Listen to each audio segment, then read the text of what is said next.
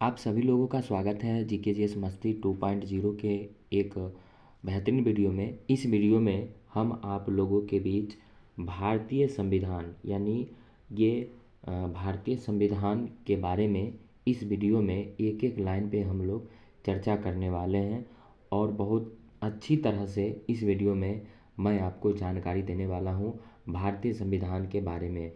तो इस वीडियो को ज़रूर से ज़रूर देखिएगा, इसमें बहुत सारा चीज़ आपको मिलने वाला है। और जो वीडियो बने हुए हैं वो लाइक ज़रूर कर दीजिएगा, लाइक नहीं भी कीजिएगा तो वीडियो को ज़रूर देखिएगा, ठीक है। चलिए, संविधान क्या है इसके बारे में जानते हैं। जनता पर शासन करने के लिए किसी भी देश का कानूनी दस्तावेज संविधान कहलाता है। यानी आप समझ सकते हैं कि भारत का सबसे बड़ा जो होता है वो संविधान होता है और संविधान के विरुद्ध हम नहीं जा सकते हैं। नियमों और कानूनों का संग्रह संविधान होता है। आप देखते हैं संविधान जो है वो एक लिखित होता है और एक अलिखित होता है, ठीक है। लिखित संविधान हमारे भारत का है, जबकि अलिखित संविधान जो है यहाँ पे ब्रिटेन, यहाँ पे सऊदी अरब भी लिखा हुआ है। अब देखते हैं यहाँ पे उसके नीचे भारतीय संविधान का क्रम। भारतीय संविधान का क्रम में सबसे पहले रेगुलेटिंग एक्ट जो 1773 में आया था, उसके बाद भारत शासन एक्ट 1935 में, उसके बाद कैबिनेट मिशन 1946 में। ये तीन चीज़ क्रम है। अब देखते हैं सबसे पहले हम आगे 1773 का रेगुलेटिंग एक्ट। देखिए, इसमें आपको बहुत सारा चीज़ मिलेगा, बहुत सारा चीज़ मिलेगा और इस वीडियो में आपको भारतीय संविधान से संबंधित बहुत सारे क्वेश्चन देखने को मिलेंगे। अब देखिएगा 1773 ईस्वी का रेगुलेटिंग एक्ट में 1757 की प्लासी की लड़ाई और 1764 के बक्सर के युद्ध बक्सर युद्ध को अंग्रेज़ों द्वारा जीत जाने के बाद बक्सर के युद्ध को अंग्रेज़ों द्वारा जीत जाने के बाद बंगाल पर ब्रिटिश ईस्ट इंडिया कंपनी का शासन हो गया और इसी शासन को अपने अनुकूल बनाए रखने के लिए अंग्रेज़ों ने समय समय पर कई एक्ट पारित किए जो भारतीय संविधान के विकास के लिए क्या बना, एक सीढ़ी बना। रेगुलेटिंग एक्ट 1774, ये सबसे बड़ी चीज़ यहाँ पे। रेगुलेटिंग एक्ट के तहत 1774 ईस्वी में कोलकाता में एक सुप्रीम कोर्ट की स्थापना की गई, जिसके पहले मुख्य न्यायाधीश कौन थे, एलिजा एम्पे। और ये क्वेश्चन पूछा भी जाता है एग्ज़ाम में, तो इसको आप लोग याद रखिएगा। आगे देखते हैं और यहाँ पे देखते हैं बहुत शॉर्ट रूप में ये बनाया गया है। 1935 का भारत शासन अधिनियम में भारतीय संविधान के बहुत से भाग लगभग 60% इस अधिनियम से ही लिए गए हैं, ठीक है। भारत शासन अधिनियम के जो है इससे 60%। इसी अधिनियम से म्यांमार बर्मा को भारत से अलग कर दिया गया था। क्वेश्चन पूछेगा किस शासन अधिनियम से जो है बर्मा को भारत से अलग कर दिया, तो भारत शासन अधिनियम 1935। सबसे बड़ी चीज़ यहाँ पे एक और चीज़ देख लीजिए, इसी के तहत भारतीय रिजर्व बैंक यानी आरबीआई, जिसकी स्थापना 1 अप्रैल 1935 को हुआ था और इसका राष्ट्रीयकरण 1949 में हुआ था, जबकि स्टेट बैंक की स्थापना 1955 में हुआ था, ठीक है। चलिए, ये स्थापना किया गया था इसी एक्ट के तहत, इसी शासन अधिनियम यानी भारत शासन अधिनियम। अब चलते हैं 1946 का कैबिनेट मिशन। जुलाई 1946 ईस्वी में कैबिनेट मिशन के तहत भारतीय संविधान के निर्माण के लिए संविधान सभा का गठन किया गया। यहाँ पे क्वेश्चन पूछा जा सकता है कि संविधान सभा का गठन किस मिशन से हुआ, तो कैबिनेट मिशन से। ये आपका 1 नंबर फिक्स, ठीक है। आगे देखिएगा यहाँ पे एक और चीज़ नीचे नोट, संविधान सभा का विचार सर्वप्रथम स्वराज पार्टी ने 1924 में प्रस्तुत किया था। ये बात आपको याद रखें। एक क्वेश्चन यहाँ पे और बन जाता है नीचे कि कैबिनेट मिशन के कितने सदस्य थे, तो कैबिनेट मिशन के 3 सदस्य थे, सर स्टॉफर्ड क्रिप्स, पैथिक लॉरेंस, ये है एबी अलेक्जेंडर, और अध्यक्ष थे पैथिक लॉरेंस, ठीक है। अब नीचे हम बढ़ते चलते हैं, बहुत सारा चीज़ इसमें आपको मिलेगा। वीडियो को अगर पूरा देख लेते हैं तो आपको एक एक चीज़ समझ में आ जाएगा और शेयर ज़रूर कर दीजिएगा अगर अच्छा लगेगा तो। संविधान सभा के सदस्यों की कुल संख्या 389 थी, उसमें 292 में ब्रिटिश प्रांत के थे, 93 जो थे वो देसी रियासत के प्रतिनिधि थे और 4 चीफ कमिश्नर थे, तो कुल मिला के 389, ठीक है। एक एक चीज़ यहाँ पे याद रखिएगा। आगे चलते हैं, एक एक चीज़ यहाँ पे आपको बताया जा रहा है। अब हम लोग चलेंगे संविधान सभा पे, क्योंकि इस वीडियो में हम लोग बहुत ज़्यादा टाइम नहीं लेंगे, काहे कि ज़्यादा समय का वीडियो बनने से नहीं देख पाते हैं लोग, इसीलिए थोड़ा कम ही देर तक रहेंगे ताकि आप लोग पूरा देखें, फिर नेक्स्ट वीडियो में हम बना के डालते रहेंगे।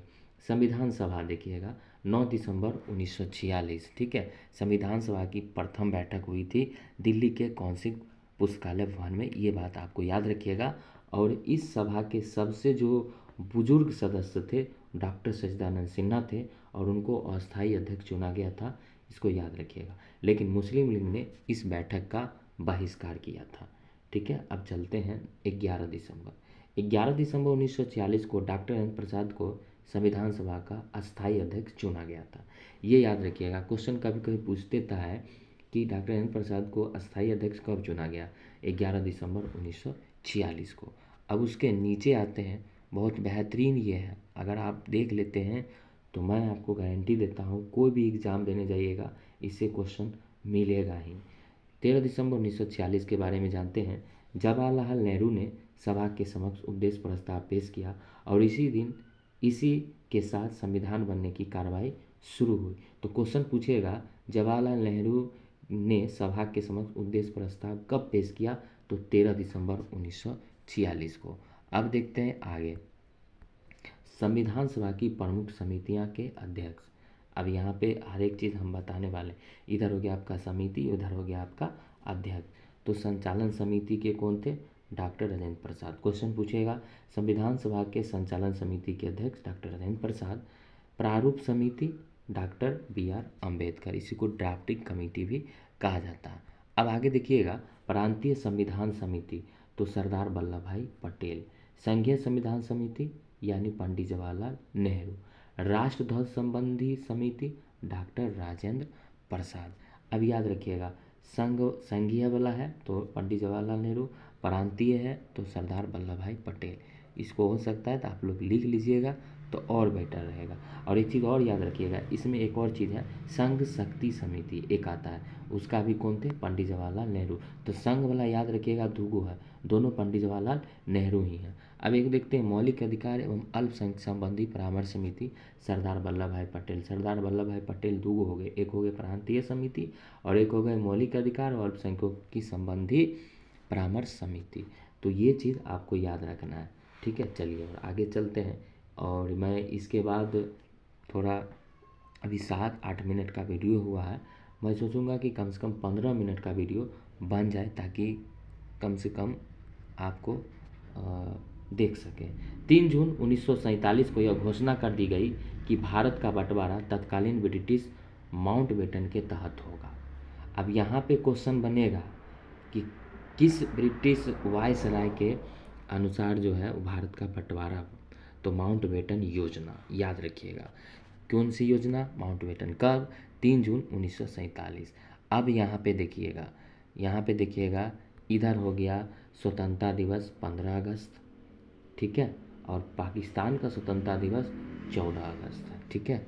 चलिए आगे, देश के विभाजन के बाद संविधान सभा का पुनर्गठन 31 अक्टूबर 1947 को किया गया, ठीक है। पुनर्गठन, विभाजन के बाद संविधान सभा के सदस्यों की संख्या 299, पहले 389, उससे पहले। अब अभी जो है कुल संविधान सभा के विभाजन के बाद तो 299, क्वेश्चन पूछा जा सकता है, विभाजन के बाद तो 299, प्रांतीय सदस्य 229, देशी रियासत के 70, ठीक है। दुनिया भर के संविधान को बारीकी से परखने के बाद डॉक्टर BR अम्बेडकर ने भारतीय संविधान का मसौदा तैयार किया, ठीक है।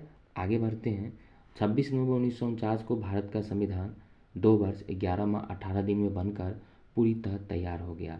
यहाँ पे क्वेश्चन पूछा जा सकता है कि संविधान सभा बनकर कब तैयार, संविधान जो हमारा भारत का था वो कब बनकर तैयार हुआ, तो 26 नवंबर 1949 को। और संविधान सभा द्वारा पारित कर दिया गया लेकिन लागू नहीं किया गया, ठीक है। लागू कब किया गया हम आगे यहाँ पे नीचे दिखा रहे हैं जस्ट। अब यहाँ पे देखिएगा कि 26 नवंबर को संविधान दिवस मनाया जाता है, ठीक है। अब 26 जनवरी 1950 को भारत में संविधान को लागू कर दिया गया। लेकिन यहाँ पे ये याद रखना है, पारित कब हुआ? 26 जनवरी 1949।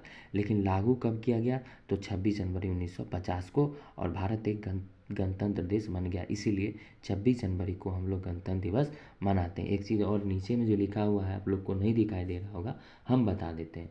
यहाँ पे 26 जनवरी है, ये नीचे में थोड़ा कटा हुआ है। 26 जनवरी 1930 को जवाहरलाल नेहरू ने अपने जाकर रावी नदी के तट पर भारतीय झंडा को खुद फहराए थे और कह दिए थे कि मेरा देश जो है वो आज़ाद हो गया। और वही दिन याद रहा उनको कि भाई इसी दिन को हम भारत को आज़ादी के रूप में मनाएंगे। लेकिन चलिए कोई बात नहीं, कम से कम ये तो संविधान दिवस में याद रहेगा। ठीक है, चलिए 26 जनवरी को उन्होंने, फिर से देख लीजिए, 26 जनवरी को उन्होंने मनाया था। और यही 26 जनवरी हमारा संविधान यानी गणतंत्र दिवस के रूप में मनाया जाता है। और 26 जनवरी 1950 को लागू किया गया। संविधान के प्रारूप पर कुल कितना दिन बहस हुआ? तो 114 दिन बहस हुआ। संविधान के निर्माण पर कुल मिलाकर यहाँ पे 63,96,729 रुपये खर्च हुए थे उस समय। ठीक है,